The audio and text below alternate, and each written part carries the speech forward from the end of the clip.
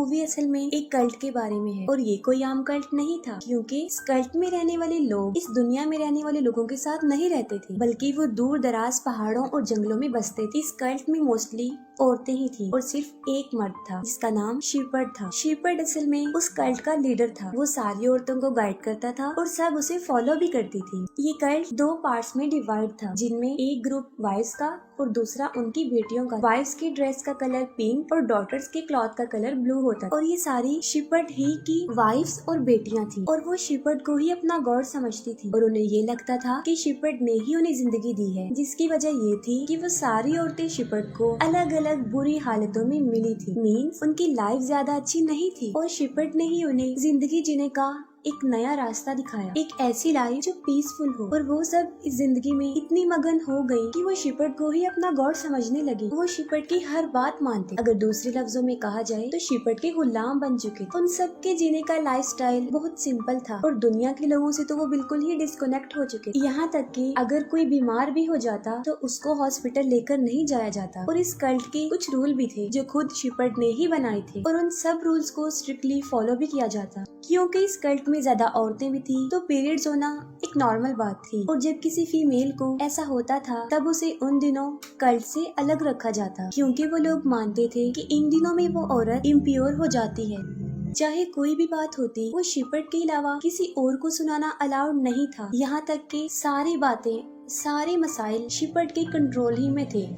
यहाँ तक कि खाना खाते वक्त, सोते वक्त, हर वक्त शीपर्ड को ही याद किया जाता, जैसे कि कोई इंसान प्रेयर कर रहा हो। और यही नहीं, उन्हें शीपर्ड पर इतना बिलीव था कि उन्हें लगता था कि शीपर्ड उन्हें इटर्नल लाइफ दे सकता है। शीपर्ड की बेटियों में से जो उसकी मोस्ट फेवरेट बेटी थी, जिसे वो सबसे ज्यादा लाइक करता था, उसका नाम सेला था। इसकी वजह ये थी कि वो समझता था कि सेला बिल्कुल प्योर है और वो भी बाकियों से अलग ही थी। और उसकी माँ की डेथ तब हुई थी जब उसकी मदर ने उसे पैदा किया था। सेला उससे हमेशा अपनी मदर के बारे में पूछती थी, लेकिन शीपर्ड ने कभी भी उसे क्लियरली आंसर नहीं किया। बस वो यही कहता था कि तुम्हारी वहाँ माँ बहुत ही खूबसूरत थी और तुम भी बिल्कुल उसी जैसी ही हो। इस कल्ट में 2 और औरतें ऐसी थी जिन्हें बाकी कल्ट से अलग रखा जाता था, जो उन लोगों से थोड़ी दूरी एक कैबिन में रहती थी। इसके पीछे रीजन ये था, उनमें एक औरत जो काफी बीमार थी और शीपर्ड उसे कर्स्ड कहता था, और दूसरी औरत जिसका नाम सेरा था। शीपर्ड को लगता था कि वो अब इम्प्योर हो चुकी है, वो इसलिए क्योंकि उसने शीपर्ड की कुछ बातों को मानने से इनकार किया था। वो लोग उसे खाना तो देते थे लेकिन अपने पास नहीं बैठाते थे, सब उससे नफरत करते थे। इवन कि खुद सेला भी यही सोचती थी कि वो एक इम्प्योर औरत है। अगले दिन सेला जब भेड़ों को चराने लेकर जाती है तब वो फर्स्ट टाइम पीरियड्स को एक्सपीरियंस करती है और इससे वो काफी डर जाती है और उसकी समझ में कुछ नहीं आ रहा होता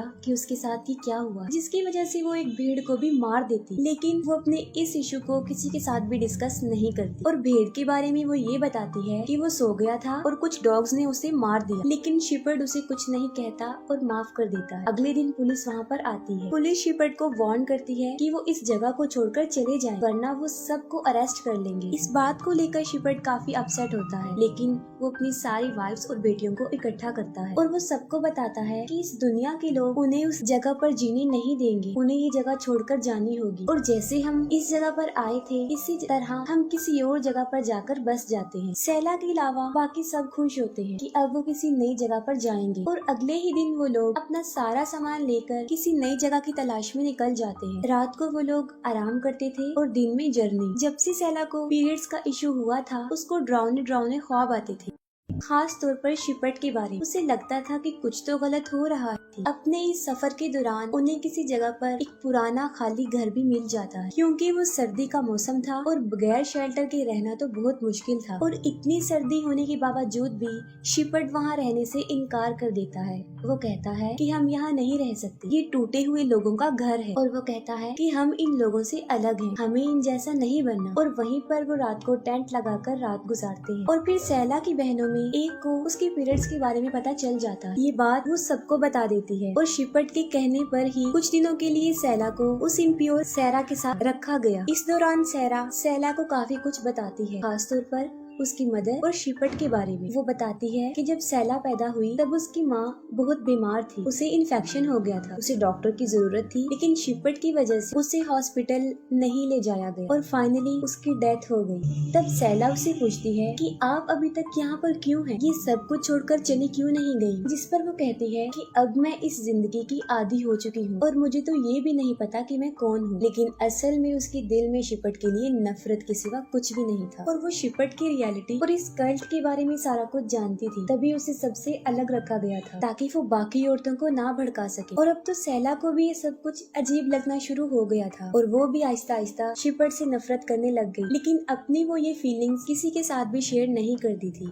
क्योंकि बाकी तो उसे गॉड समझते थे। काफी दिन तक वो लोग अपने सफर पर चलते रहते हैं और शिपट उन्हें कहता है कि वो उन्हें हेवन में लेकर जाएगा और वहाँ उन्हें एक इटर्नल लाइफ देगा। उन औरतों में एक औरत जिसका नाम एड्रियल था और तब वो प्रेग्नेंट थी और सफर पर चलते हुए उसे याद आ जाता है कि अब उसकी डिलीवरी का टाइम आ चुका है। वो बहुत रोती है, बहुत चिल्लाती है, लेकिन ना तो वो सही जगह थी और ना सही टाइम। लेकिन ये उसके कंट्रोल में भी नहीं था। बाकी औरतें उसकी हेल्प करती हैं, लेकिन बर्थ देकर खुद उसकी डेथ हो जाती है। इस बात को लेकर बाकी सब तो काफी दुखी होते हैं, लेकिन शिपट को इसका जरा भी फर्क नहीं पड़ता और वो लोग वहीं पर उसकी डेड बॉडी को जला देते हैं। तब सैला आगे आती है और इस सब के लिए वो शिपट को ब्लेम करती है और वो कहती है कि इसकी मौत की जिम्मेदार तुम हो। और इसके बाद भी वो अपना सफर जारी रखते हैं, लेकिन सैरा अब उस कल्ट का पार्ट नहीं होती, वो उन्हें छोड़ चुकी होती है क्योंकि एड्रियल ने जिस बच्चे को पैदा किया था वो एक लड़का था और शिपट का असूल था कि कल्ट में सिर्फ एक ही मर्द होना चाहिए और यही वजह है कि वो उस बच्चे को वहीं छोड़ देते हैं और सैरा वहीं पर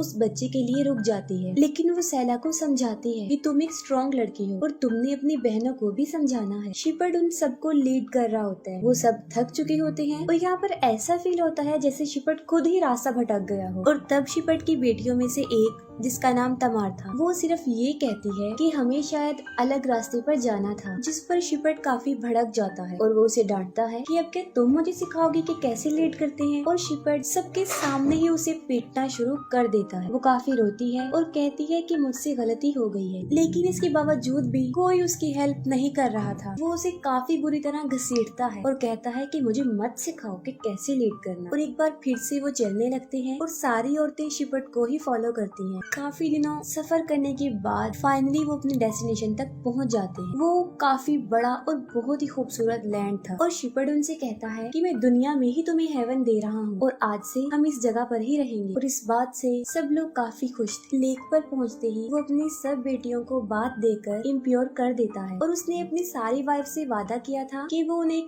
इटर्नल लाइफ देगा, लेकिन उन्हें ये नहीं पता था कि वो किस किस्म की इटर्नल लाइफ होगी। उसी रात शिपट सैला को अपने टेंट में बुलाता है, जिस पर सैला को काफी अजीब फील होता है और आधी रात को शिपट अपनी वाइफ्स को लेक तक ले जाता है और एक एक करके सबको पानी में डुबोकर मार देता है। सुबह जब उसकी बेटियां नींद से जागती हैं, तब वो देखती हैं कि उन सब की माएं मिसिंग हैं और इस सिचुएशन से वो सारी डर जाती हैं और शिपट के पास जाती हैं जो लेक के पास बैठा हुआ था और वहाँ पर उनकी माओं के कपड़े भी पड़े हुए थे। वो सब काफी रोती हैं और शिपट से पूछती हैं कि हमारी माएं कहाँ गई हैं, जिस पर वो कहता है कि मैं उन सबको इटर्नल लाइफ दे चुका हूँ। और साथ ही वो अपनी बेटियों को कहता है कि अब तुम्हें ही अपनी माओं की जगह लेनी होगी, तुम सभी मेरी बीवियां बनोगी और मेरी खिदमत भी करो। और वो सैला को कहता है कि तुम मेरी फेवरेट बीवी बनोगी और सबको लीड करो और मेरा फुल फोकस तुम पर ही होगा। जिस पर सैला आगे आती है और उसे कहती है कि मुझे तुम्हारी बीवी नहीं बनना और ना ही मुझे तुम्हारा ग्रेस चाहिए। जिस पर शिपट को काफी गुस्सा आता है और वो सैला को स्लैप कर देता है। सैला को भी काफी गुस्सा आता है और वो अपने गुस्से को कंट्रोल ना करते हुए शिपट को भी स्लैप कर देती है। इसके बाद हमें पुलिस वाले दिखाए जाते हैं जिन्हें लेक पर बहुत सारी औरतों की डेड बॉडीज मिलती है और जंगल में शिपट की डेड बॉडी भी मिलती है जिसे किसी ने बहुत बुरी तरह मारा हो और जाहिर है उसे किसी और ने तो नहीं मारा होगा, उसे उसकी बेटियों ने ही मारा था। और अब वो सब बहनें अपनी मर्जी से जिंदगी जी रही थी। इस मूवी का बड़ा फैक्ट ये है कि वो एक जालिम मर्द था जिसका मकसद औरतों को अब्यूज करने के अलावा और कुछ भी नहीं था। वो इतना बुरा था कि उसका अंजाम भी बुरा ही हुआ। आखिर वो उनके हाथों ही मारा गया और इसके साथ ही मूवी एंड हो जाती है।